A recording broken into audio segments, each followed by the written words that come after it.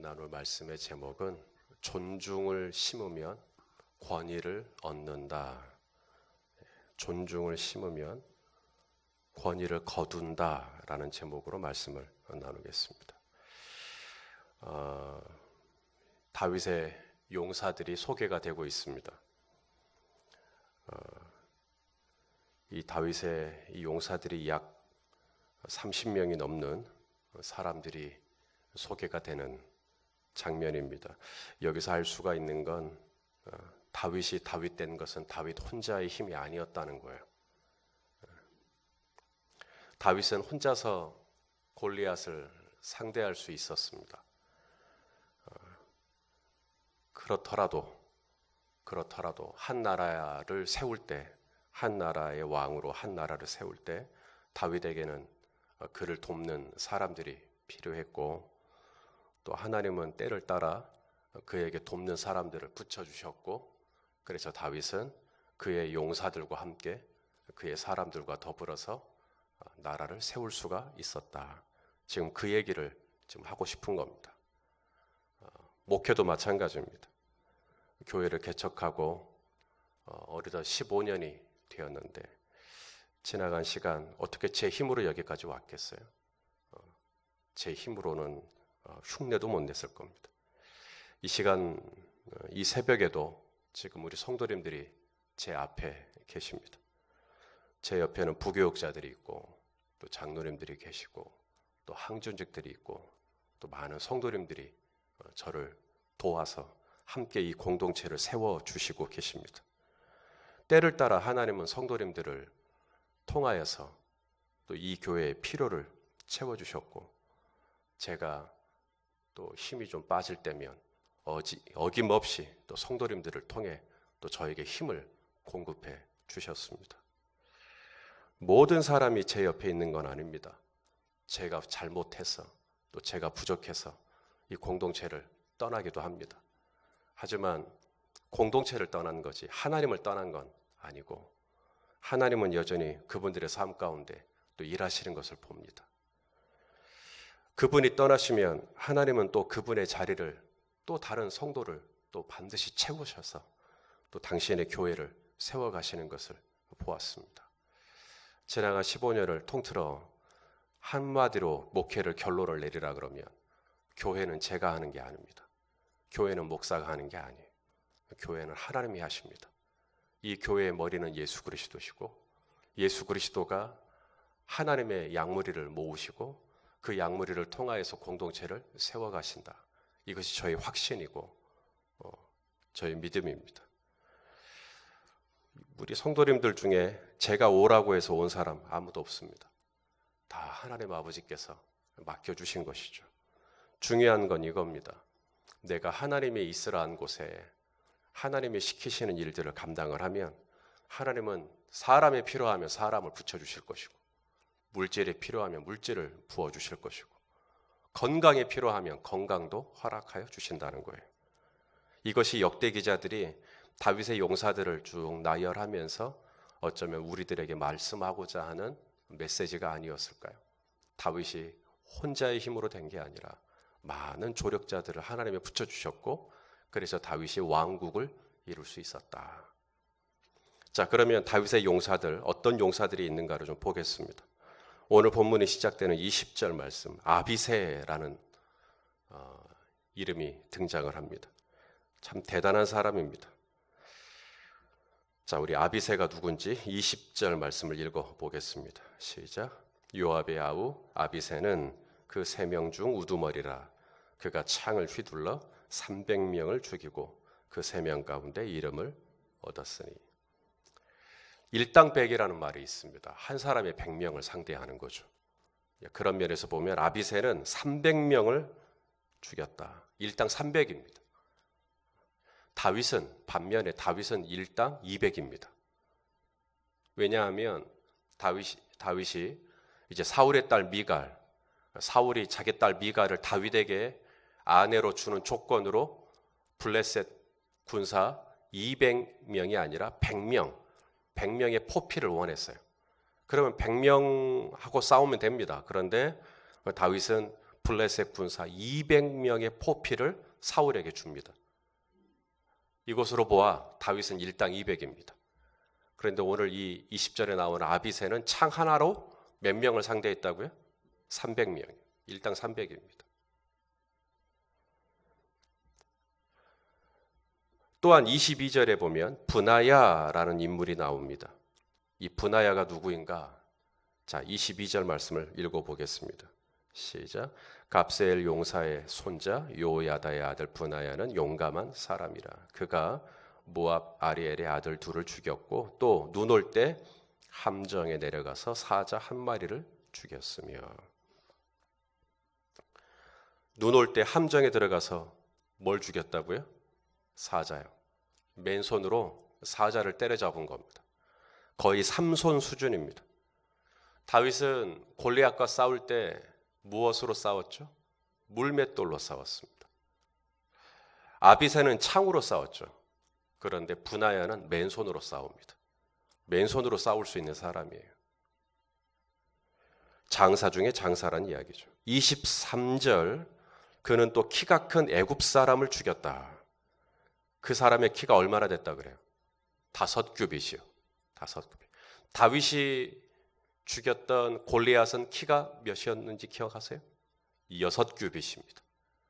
그러니까 골리앗이 조금 더 키가 크긴 크지만 5규빗, 상당히 크죠. 애굽의 거인입니다.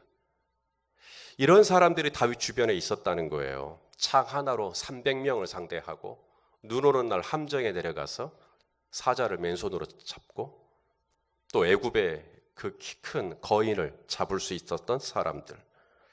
객관적인 전력으로 보자면 다윗이나 아비새나 다윗이나 브나야나 비슷하거나 아니면 오히려 다윗보다 더 뛰어난 면이 없지 않아 있습니다.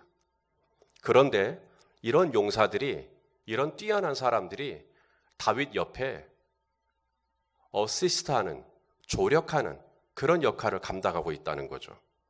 나는 당신이랑 비슷해. 아니, 난 당신보다 더 뛰어나. 당신은 일당 200이잖아. 난 일당 300이거든.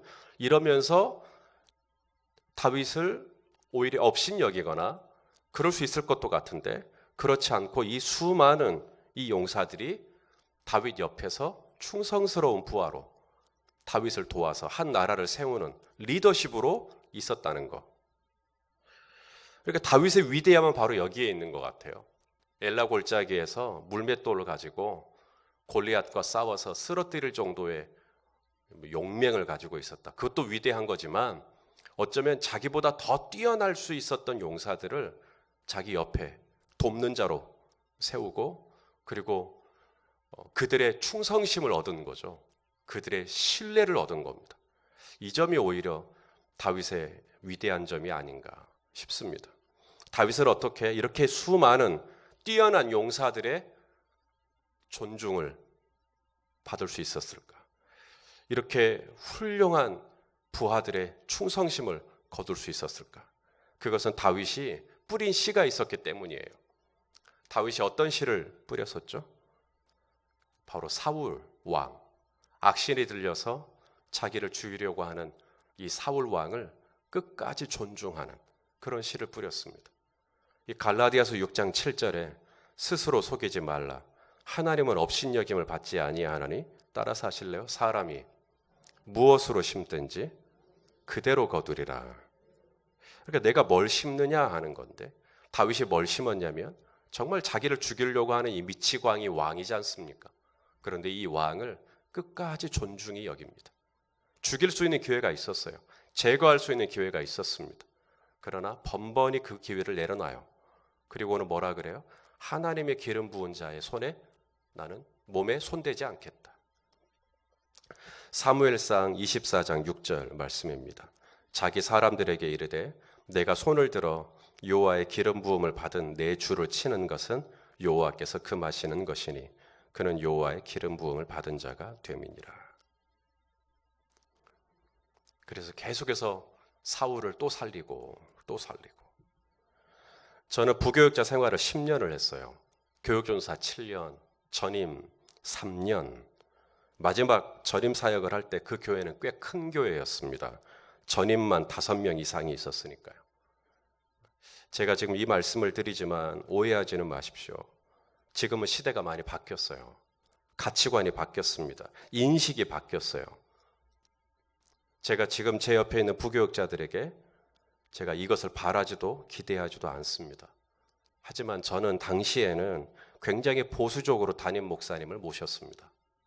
다시 말해 담임 목사님이 교회를 떠나지 않으면 저도 끝까지 교회에 남아 있었습니다.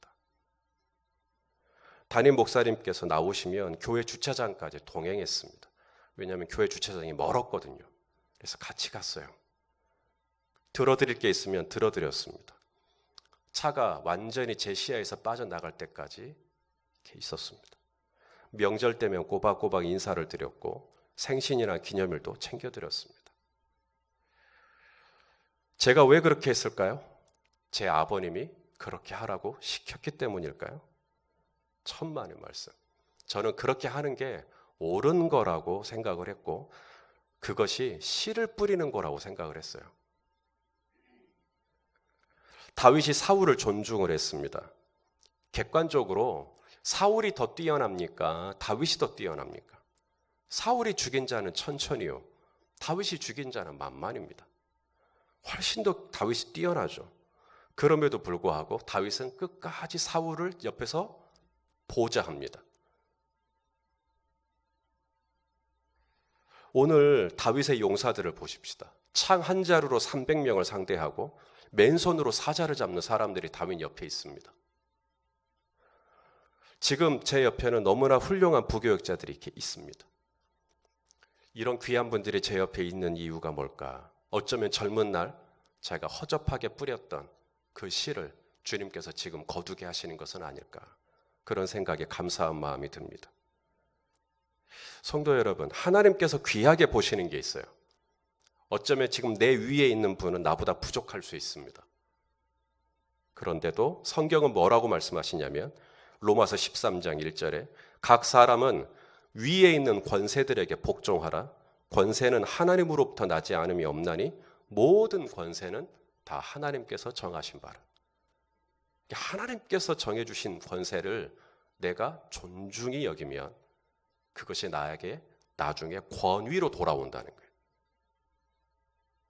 내가 할 일은 뭐냐면 하나님이 세우신 권위에 내가 순종하고 그리고 그 권위를 인정해드리고 그 권위를 존중해드리는 겁니다.